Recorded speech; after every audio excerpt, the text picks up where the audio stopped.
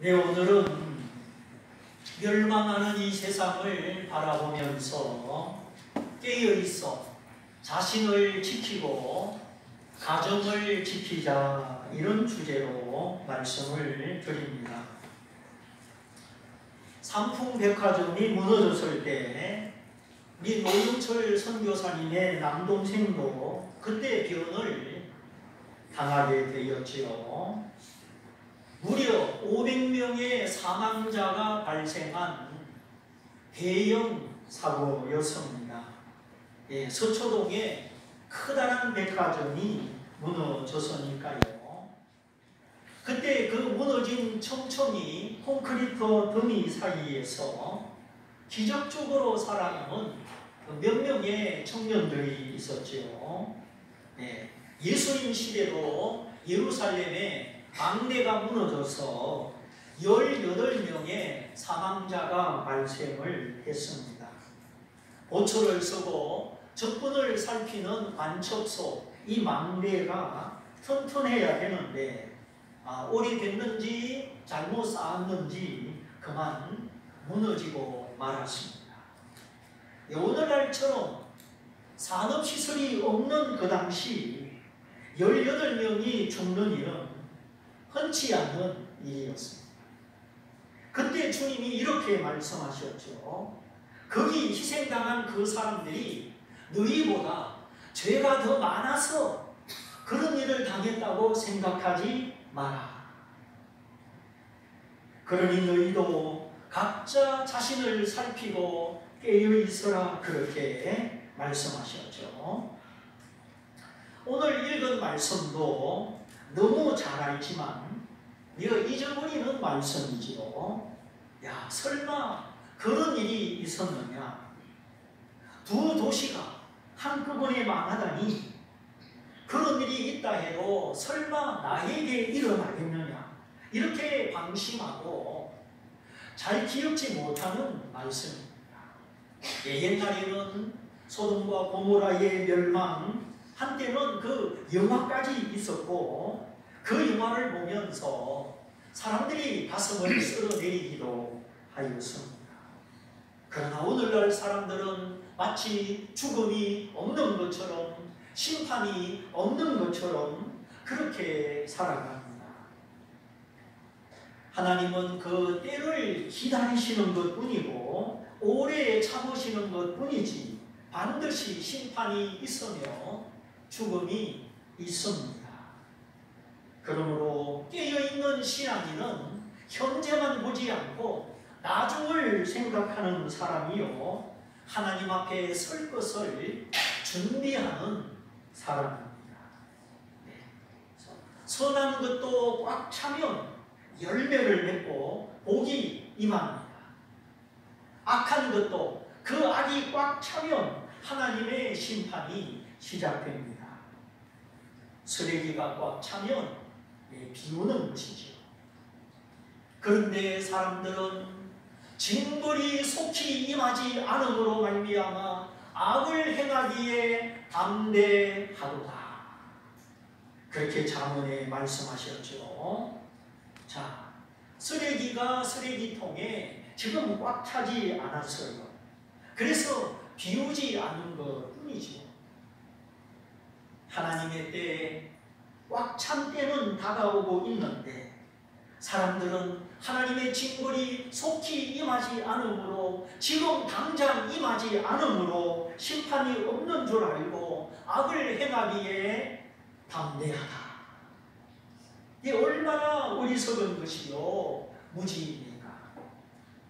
욕심이 잉태한 적 죄를 낳고 죄가 장성한 적 사망을 낳느니라.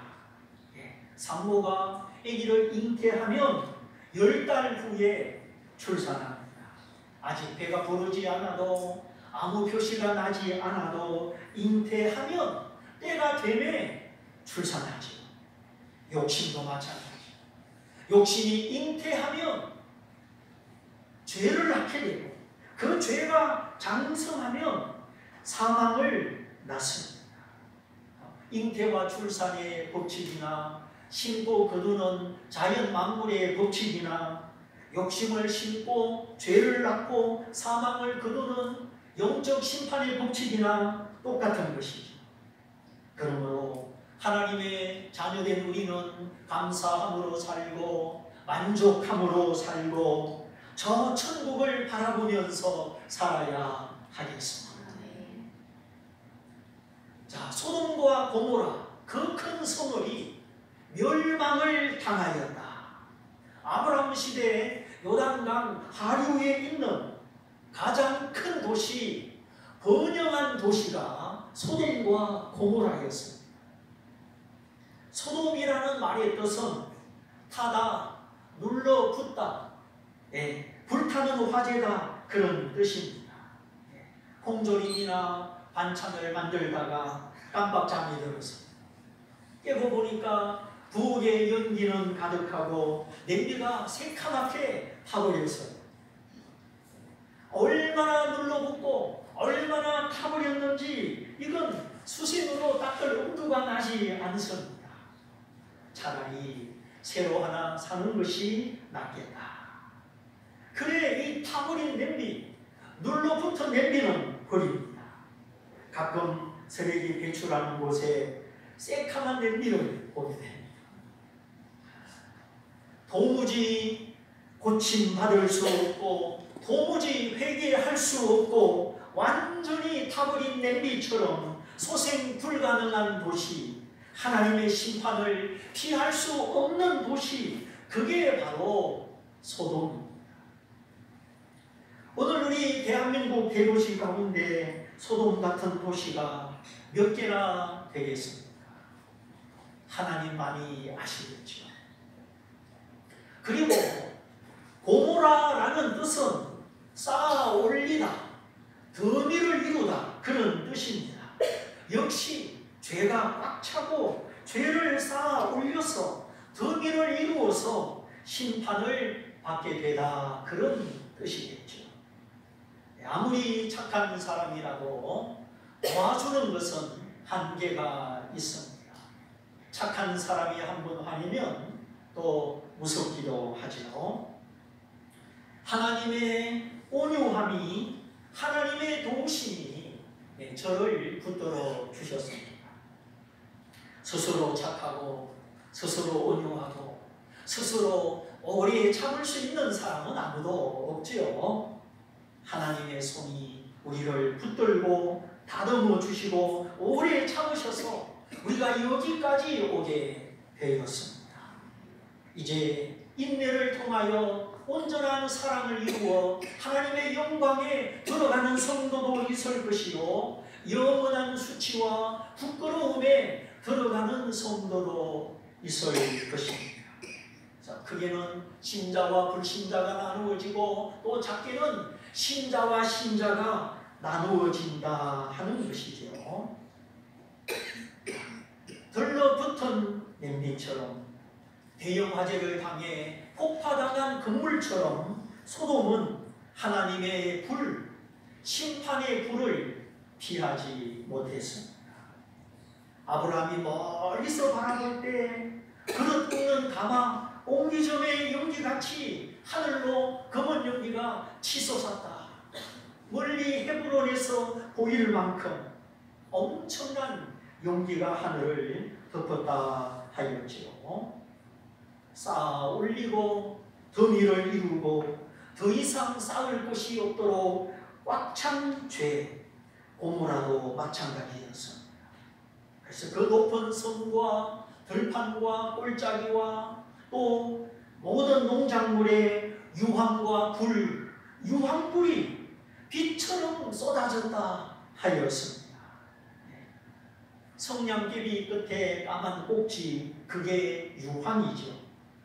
근데 하늘에서 유황과 불이 섞여서 유황불이 되어서 빛처럼 쏟아졌습니다. 누가 피할 수가 있겠습니까?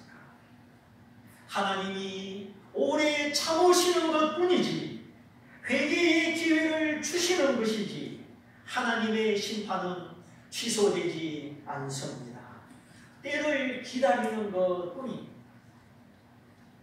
쓰레기가 꽉 찰 때까지, 더미를 이룰 때까지 하나님의 시간은 지금도 진행 중입니다.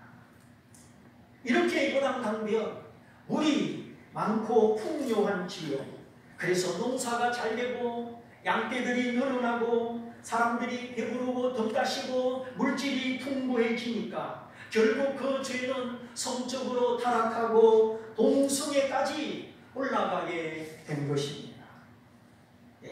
날이 저물고 해질 때쯤 두 천사가 소돔성에 도착을 하지요. 이 천사는 우리가 생각하는 것처럼 날개 달린 천사가 아니라 사람처럼 사람의 몸을 입고 나타난 천사입니다. 내가 천사다 정체를 밝히기 전에는 사람인지 천사인지 구분할 수 없는 사람의 모양입니다. 이렇게 두 천사가 그 소돔성에 도착했는데 마침 그때 롯이 성문 앞에 앉아 있었다가 이 두 사람을 보게 되죠. 근데 이 롯은 하나님을 떠나서 믿음의 길을 떠나서 세상을 사랑했던 신자의 모형입니다. 양떼가 많아지고 목초지가 적어질 때 삼촌 아브라함에게 양보하기보다 자기가 우선권을 쥐고 요단 들판을 택하여 가버렸죠. 나도 믿음이 있다. 이제 뭐 삼촌 아브라함에게 배울 것 다 배웠다. 이런 마음으로 근방을 떨면서 아브라함 곁을 떠나갔는데 결국 종착지는 소돔이었습니다. 세상 한 복판이었습니다. 세상을 사랑하는 그리스도인, 하늘의 소망도 가지고 땅의 소망도 가지고 하나님의 이름을 부르지만 건성이요 형식이요 진지함이 없습니다. 아브라함은 여호와의 말씀을 따라 하나님의 교훈과 법도를 따라 갔습니다. 점점 하나님과 가까워지고 하나님 앞을 가로막아 6번이나 중재할 만큼 믿음의 사람이 되었죠. 그러나 롯은 물이 풍부한 요단 들판, 장사가 잘 되고 돈을 더 많이 벌고 그래서 하나님보다도 그 법도와 교훈보다도 눈에 보이는 성공, 세상의 부요를 따라갔습니다. 그럼에도 롯의 마음 한구석에 하나님을 경외함이 있었고 나그네를 대접하고 섬기는 마음이 있었고 악을 악이라고 말하는 용기가 있었죠. 성문 앞에 앉았다가 천사가 아니라 낯선 나그네 두 사람을 보게 되지요. 하나님의 사랑을 받고 하나님의 보호를 받는 사람은 표현되든 표현되지 않던 그 마음에 섬김의 자세가 있습니다. 내가 하나님의 사랑 받았으니까, 내가 하나님의 은혜를 받았으니까 그래서 늘 섬기는 마음이 있지요. 사람을 향하여 나타나는 자비와 친절입니다. 그래서 얼른 일어나 땅에 엎드려 절하고 오늘 종의 집에 오셔서 발을 씻고 주무시고 내일 아침 일찍이 떠나십시오. 이렇게 낯선 나그네를 용접하는 거죠. 아니라 우리는 길거리에서 격려하겠다. 롯이 재차 간청하니 허락하여 롯의 집에 들어갑니다.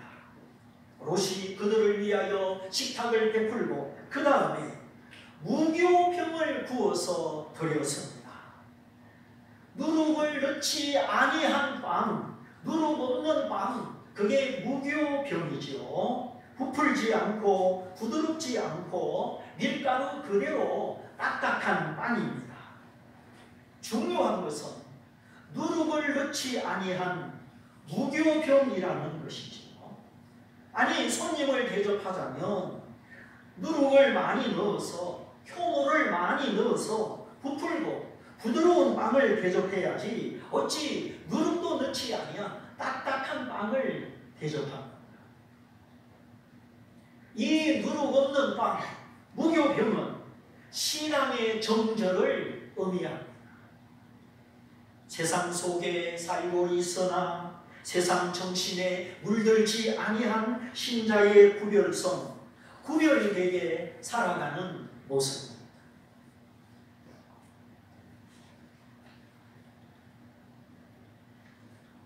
한때는 롯이 더 많은 목초지, 더 많은 양떼를 위하여 지금까지 자식처럼 돌봐준 삼촌 아브라함 곁을 떠났지요. 야, 내 믿음 이만하면 됐다. 더 이상 삼촌에게 배울 것 없다. 이런 마음으로 믿음의 조상 아브라함 곁을 떠나서 세상적으로 더 출세하고 더 성공하는 길로만 나아갔습니다. 우리가 하나님의 복음을 위하여, 하나님의 영광을 위하여 풍부함에도 처할 수 있고 배부름에도 처할 수 있습니다. 그러나 우리의 풍부함, 우리의 배부름이 하나님을 대신할 수는 없습니다. 하나님 위에 뭐가 있는가? 아니면 모든 것이 하나님 아래에 있는가? 이거를 잘 살펴야 합니다. 어쨌든 롯은 믿음이 완성되기도 전에, 모든 것 위에 하나님을 높이기도 전에 눈에 보기 좋은 대로 마음의 욕망을 따라 세상의 부요, 세상의 출세를 향하여 떠나갔습니다. 돈도 많이 벌고 명예도 얻고 양떼와 소떼도 많아지고 사회적으로 남보란 듯이 중류사회, 상류사회에 끼일 수 있는 사람이 되었습니다. 그러나 롯의 마음은 그것으로 만족함을 얻지 못했습니다. 아, 내가 물을 떠난 물고기와 같구나. 세상적으로, 사회적으로 갖출 만큼 갖추었지만 영혼의 안식이 없었습니다. 마음의 평화가 없었습니다. 그래서 롯은 세속사회 속에서 하나님을 찾기 시작합니다. 하나님과의 관계가 더 구체적이고 깊어지려고 노력합니다. 매일 눈으로 보고 듣는 것은 세상 소리, 죄악의 소리지만 그의 영, 그의 마음은 하나님을 향하고 있었습니다. 오늘 우리도 마찬가지, 눈만 뜨면 들려오는 세상의 소리, 세상적인 소리를 듣습니다. 송송 커플이 탄생했다더라, 또 헤어졌다더라, TV 채널도 얼마나 많은지 별별 소리를 다 듣습니다. 때로는 부럽기도 하고, 우리 자녀가 저렇게 되었으면 꿈을 꾸기도 하고, 그런데 하나님의 영이, 하나님의 말씀이 우리의 영을 깨우고 우리의 관심과 비전을 새롭게 해 줍니다. 비전이 없으면 백성들이 방자하게 행하거니와 율법을 지키는 자는 복이 있느니라. 세상의 한복판에 세상을 따라가는 롯이지만 거기서 만족하지 못하고 영혼의 목마름을 깨닫고 하나님을 찾아갑니다. 우리도 그렇습니다. 우리가 수도사가 되어서 수도사처럼 수도원에 들어가 살지 않아도 순간순간 세속적인 삶 가운데서 주의 이름을 부르고 마음으로 기도하면서 우리는 구별되게 살아갑니다. 롯이 집을 찾아온 손님들에게 식탁을 베풀고 거기에 더하여 누룩이 없는 빵을 구웠다. 이거는 세상 한가운데 살고 있으나 세속에 물들지 않는 성도의 모습. 마치 물고기가 바닷물 속에, 짠물 속에 있지만 그 살은 전혀 짜지 않는 것과 똑같습니다. 자, 눈만 뜨면, 귀만 열면 세상 소리, 이런 소리 저런 소리 들리지만 마음을 뺏기지 말고 우리의 생각과 언어와 삶이 구별되어야 하겠습니다. 한때는 세속에, 세상의 물결에 빠졌던 롯, 이제는 거기에 만족이 없고 여전히 목마름을 깨달아서 누룩 없는 빵, 성별된 삶, 무교병을 부어서 지나가는 나그네와 함께 믿음의 교제를 나누는 것입니다. 소돔 사람과는 말이 통하지 않고 소돔 사람과는 영이 통하지 않으니까 찾아오는 믿음의 사람과 누룩 없는 빵, 새 속에 정신이 없는 빵을 구워서 믿음의 식탁을 나누었다. 내가 사람에게 돈을 조금 줄 수도 있고 식사를 대접할 수도 있고 뭔가 줄 수 있는 것 가운데 이 무교병, 성별된 삶이 빠지지 않기를 바랍니다. 내가 이 집사님을 만나니까 믿음이 좋아지고 더 마음에 평화가 오고 내가 하나님을 더 사랑하게 되는구나. 이것이 바로 우리가 성별된 삶을 나누어주는 무교병을 먹는 것이죠. 오늘 이 세속 가운데 성별된 삶을 나누어주는 영적 식탁이 필요합니다. 자신을 위하여, 자식을 위하여, 또 여러분이 저에게 줄 수 있는 것이 있다면 그건 세상 냄새, 세상 정신을 따라가지 않는 누룩 없는 빵이요 성별된 삶. 그래 주님께서 얘들아 너희는 바리새인들의 누룩을 조심해라. 바리새인들의 위선적인 교훈, 바리새인들의 율법적인 잘못된 가르침, 하나님의 교훈과 맞지 않는 그 잘못된 가르침을 누룩이다 하셨죠. 바리새인의 누룩을, 바리새인의 교훈을 조심해라. 왜 우리가 이 세상의 정신과 바리새인의 누룩을 조심해야 되느냐? 이스트, 효모, 누룩은 퍼져나가는 파급력이 있기 때문입니다. 우리가 자꾸 세상의 소리를 듣고 쓸데없는 소리를 들으면 그것이 우리의 영을 더럽히기 때문입니다. 잘못된 소문이 SNS 상에 올라가면 여기저기 전파되죠. 한번 올라가면 삭제하기가 어렵습니다. 참 이상한 세상입니다. 꼭 법원에 가서 돈을 내고 소송을 걸고 판결이 나야만이 삭제가 됩니다. 이걸 삭제해야 되는지 안 해야 되는지 그렇게 판단할 사람이 없습니다. 꼭 법원까지 가야 됩니다.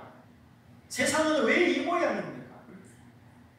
네이버나 통신회사가 몇 명의 위원회만 있으면 마음만 먹으면 얼마든지 삭제시킬 수 있는데 한 번 올라가면 삭제가 안 됩니다. 이 세상에는 정의가 부족하고 분별력이 부족하고 올바른 가치 체계와 선한 마음이 부족합니다. 그래서 잘못된 사진이나 글들이 한번 올라가면 감수성이 예민한 중고등학생들 엄청 스트레스를 받습니다. 자신을 위한 선물, 또 자식을 위한 선물, 또 교회를 위한 선물, 그건 이 시대의 정신에 세속적 가치에 물들지 않는 구별된 생각, 구별된 삶. 치열한 투쟁이 있어야 되고 말씀의 등불을 켜야 되고 기도의 무릎이 하나님께 듣는 기도가 있어야 됩니다. 이렇게 한때는 세상을 따라가다가 방황했지만 이제는 제자리로 하나님께로 돌아오는 롯입니다. 세상의 그 어떤 것도 내 영혼의 목마름을 해결할 수 없기 때문에 롯은 세상의 물결 한복판에서 세상 정신 한가운데서 생수이신 하나님, 진정한 만족이신 하나님을 찾아갑니다. 그러다가 범상치 않는 손님을 맞이하게 되었을 때 일반 음식, 식탁뿐만 아니라 누룩 없는 빵, 무교병을 대접하였죠. 그들이 먹으니라. 누룩 없는 그 빵을 그 두 사람이 먹었다. 먹는다고 하는 것, 같은 식탁을 대한다고 하는 것, 이거는 믿음의 교통을 말하며 성도의 교제를 말하는 것입니다.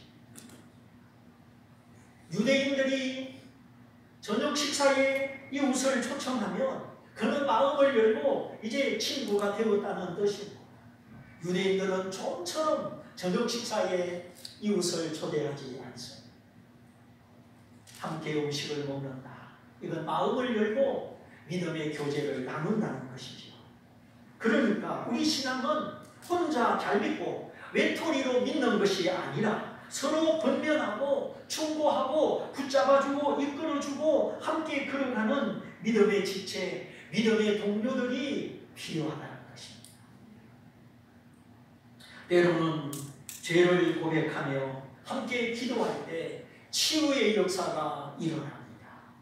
너희 중에 병든 자가 있느냐? 저는 교회의 장로들을 청하여 기도할 것이요. 서로 죄를 고하며 기도하라. 믿음의 기도는 병든 자를 치료할 것이요. 의인의 간구는 역사하는 힘이 많으니라. 교회의 장로들, 앞서가는 믿음의 연장자들, 그들을 청하여 죄를 고하며 기도해라. 벽을 치면 기둥이 울리는 것처럼 믿음이 서로 만나고 믿음이 서로 박수치고 그리고 기도 소리, 찬송 소리가 만날 때 거기 치유하는 역사, 자유케 하는 역사, 묶인 것을 풀어주는 역사가 일어나는 것입니다.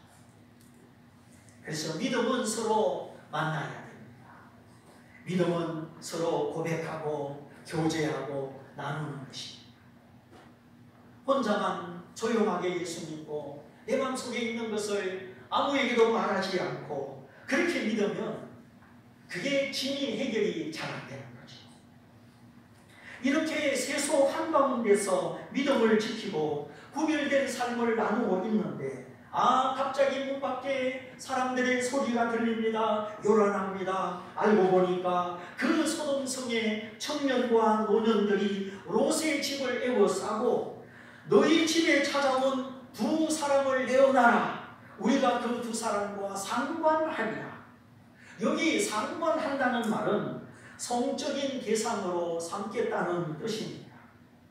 두 천사를 남자로 오해하고 내어놔라. 우리가 상관하겠다. 남성 동성애 자들이 롯의 이름을 부르며 이 두 사람을 내어놓으라고 소란을 부리는 것입니다. 한 사람이 아니죠. 몰래가 아니죠. 롯의 집을 에워쌀 만큼 많은 청년과 노년들이 다 한 통속이 되어서 공개적으로 요구하는 것입니다. 이것이 동성애자들의 실상이요 깊고 깊은 타락상입니다.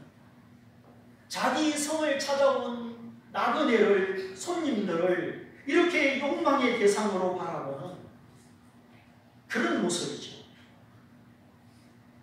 서울시청 앞에 기어축제, 대구의 기어축제 놔두고 볼 수가 없습니다. 학부모들이 다 반대합니다. 우리 자녀들이 저거 보면 안 된다. 그래 항의를 하고 반대를 해도 저들의 축제는 계속되고 있습니다. 정치가들이 얼마나 이중적이고 정치적입니다. 시민들이 반대하는데도 어두움의 편에 서서 빛을 회방하고 빛을 핍박합니다. 그러므로 이것은 영적 전쟁입니다. 이 땅에 주님의 뜻이 이루어지도록 하나님의 의가 승리하도록 우리가 기도해야 하겠습니다. 공개적으로 다수가 단합하여서 부끄러움도 모르고 뻔뻔하게 나오는 것은 그때나 지금이나 아브라함의 때나 지금이나 똑같습니다. 죄의 극치는 자기의 잘못을 모르는 거예요. 부끄러움을 모르는 것입니다. 그러므로 동성애는 하나님을 떠나간 인간의 목마름이요 하나님께 도전하는 죄악의 극치입니다. 롯이 말합니다. 청하노니 이런 악을 행치 마라. 얼마나 당당합니까? 형제들아 청하노니 손님들을 해하려고 하는 이런 악을 행치 마라. 예, 동성애는 죄악이지만 거기 빠진 사람들을 형제라고 부르면서 청하노니 이렇게 겸손한 자세로 나갑니다. 동성애는 미워해야 되지만 거기 빠진 사람들은 불쌍히 여겨야 하는 것입니다. 얼마나 불쌍합니까? 남자가 남자끼리, 여자가 여자끼리 창조 질서를 벗어나고 길을 벗어나고 에이즈에 노출되고 평균 수명 40세밖에 안 되는 그런 길을 걸어가니 불쌍한 것밖에 없죠. 그러면서 롯이 단호히 말합니다. 이런 악을 행치 마라. 이것이 할 말을 하고 막을 것을 막는 롯의 용기. 악을 악이라고 말하고 악을 맞설 수 있는 용기죠. 물론 롯의 행동은 아무런 소득도 얻지 못했습니다. 그러나 결과보다 우리가 말할 수 있는 용기, 행동할 수 있는 용기가 필요합니다. 네, 이 동성애는 정서적인 출구가 막히고 누구와 대화할 수 없고 정서적으로 억압될 때 그때 형성되기가 쉽습니다. 이성을 향하여 마음이 열리고 감정이 열려야 되는데 감정적인 억눌림, 감정적인 스트레스와 왜곡이 이성이 아니라 동성을 향한 이 감정의 문이 열리고 감정의 흐름이 열리는 것이죠. 그러므로 우리 자녀들 성적도 공부도 중요하지만 정서적으로 건강하고 사리 분별이 분명하고 하나님의 의를 향한 의지력이 있어야 되는 것입니다. 이렇게 건강한 정서, 총명한 사고, 강건한 의지, 이런 건강한 사람이 먼저 되어야 하는 것입니다. 그래서 자녀들과 대화하고 마음의 문을 닫히게 하지 말아야 되고 함부로 화내지 말고 자식이 속으로 부모를 존경할 수 있도록 그렇게 살아야 되는 것입니다. 그러면 자녀들은 부모를 믿고 무슨 이야기든지 털어놓습니다. 기도하는 마음으로 잘 들어주고 그래 우리 딸, 우리 아들 고민이 많구나. 네 옆에 친구들이 그렇게 곁길로 가고 그러면 네 마음이 어떨지 모르겠다. 엄마가 기도해 줄게. 이렇게 자녀들과 대화하고 자녀들의 감정의 억눌림과 그 출구를 부모를 통하여 이 소통이 되어야 하는 것입니다. 부모가 어떤 해결책을 내놓는 것보다도 들어주고 공감해주고 경청과 공감, 공감과 경청을 해주는 것이죠. 그저 부모의 본능으로 자녀를 다그치지 말고 자꾸 다그치고 훈계하고 충고하고 그렇게 하면 자녀들이 마음의 문을 닫아요. 말을 하지 않습니다. 우리 엄마 아빠는 말이 안 통한다. 네. 지금 초등학교 2, 3학년 그때니까 제잘 그리지 사춘기는 점점 빨라지고 우리 아이들이 학교와 학원에서 듣고 보는 것은 부모들이 상상도 못하는 것입니다. 이런 거 보았다, 이런 거 들었다, 말을 안 하는 것 뿐이지 요즘 아이들은 엄청난 것을 듣고 보고 있습니다. 스마트폰을 통해서, PC를 통해서, 깔려있는 전산망을 통해서 온갖 것을 보고 듣습니다. 절제할 수 있는 힘이 부족합니다. 판단할 수 있는 분별력이 부족합니다. 요즘 우리 아이들이 얼마나 많은 고민과 충동 속에 허우적거리는지. 그런데도 부모들은 성경을 안 읽고 하나님의 지혜를 배우지도 않고 자녀를 위하여 기도하지도 않고 그저 공부 성적 그 애들이 출구가 없어요. 애들이 마음에 스트레스가 쌓이고 중압감을 느낍니다. 그래서 수련회를 가서 기도와 찬양 속에 우리 자녀들의 마음을 하나님 앞에 토해내야 하는 겁니다.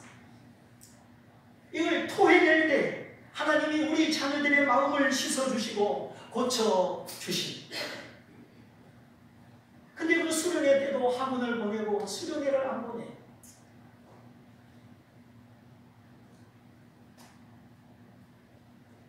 성적 가지고 공부 가지고 사회에 진출할 수 있는 퍼센트는 이제 5%밖에 안 됩니다.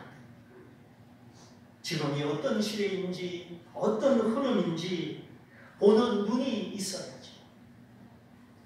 자녀의 크기는 부모의 크기만큼입니다. 아직 사춘기를 앞두고 있는 부모들은 세상을 넓게 보고 책도 읽고 하나님의 지혜를 구하면서 스스로의 안목을 넓혀가야 합니다. 부모나 자녀나 하나님 멀리하지 말아야 되고 더 가까이 은혜를 받아야 합니다. 우리의 자녀가 인격적으로 건강하고 요셉처럼 하나님이 함께하면 반드시 미래가 있습니다. 하나님이 앞길을 인도해 주시고 꼭 필요한 사람 됩니다. 두려워하지 말고 그래서 세상 흉내 내지 말고 한나처럼 어린 사무엘을 하나님께 맡기고 어릴 때부터 하나님의 집에서 기도와 말씀으로 거룩한 봉사와 섬김으로 자라게 해야 합니다. 하나님의 유황불에 멸망 앞에 서 있는 이 소돔과 고모라, 그 성 중에서 살다가 그 사람들 흉내를 내다가 마음의 목마름을 느끼고 다시 하나님께 돌아온 롯입니다.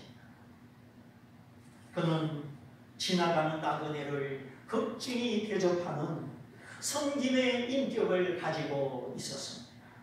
한때는 흔들렸지만 이제는 세상과 달리 구별되게 살아가는 누룩 없는 마음, 하나님의 교훈을 붙드는 구별된 생각, 구별된 삶을 살아가고 있었습니다. 그리고 악이라고 말하고 막아서는 용기가 있었습니다. 오늘 우리 모두 세속 가운데 물들지 말고 작은 생각 하나도, 우리의 작은 몸짓 하나도 깨어 있어서 자신을 지키고 자녀를 지키고 가정을 지키고 교회를 지키는 하나님의 자녀가 다 되시기를 주님의 이름으로 축원드립니다. 우리 같이 기도하겠습니다. 주님, 오늘 하나님의 눈으로 이 시대를 분별할 수 있는 주님의 마음을, 주님의 지각을 제게 주시기를 원합니다. 자녀들을 세속의 물결에서 건지기 전에 내가 세속의 물결에 떠내려 가고 있지 않은지 하나님 앞에 제 모습을 보기를 원합니다. 참으로 내 믿음이 하나님이 인정하는 믿음인지, 오늘 밤 하나님이 나를 부르신다면 나는 어떻게 내 삶을 하나님 앞에서 결산할 수 있을 것인지 생각하고, 주여 저의 인생에 밝은 빛을 허락하시고 하나님의 사랑 안에, 하나님의 구원 안에 있는 내 모습을 보게 하시고 롯과 같이 구별된 삶으로 이 세상의 죄를 막아서는 주의 백성 되기를 원합니다. 우리 말씀을 붙잡고 우리 각자 다 같이 기도하겠습니다. 할렐루야.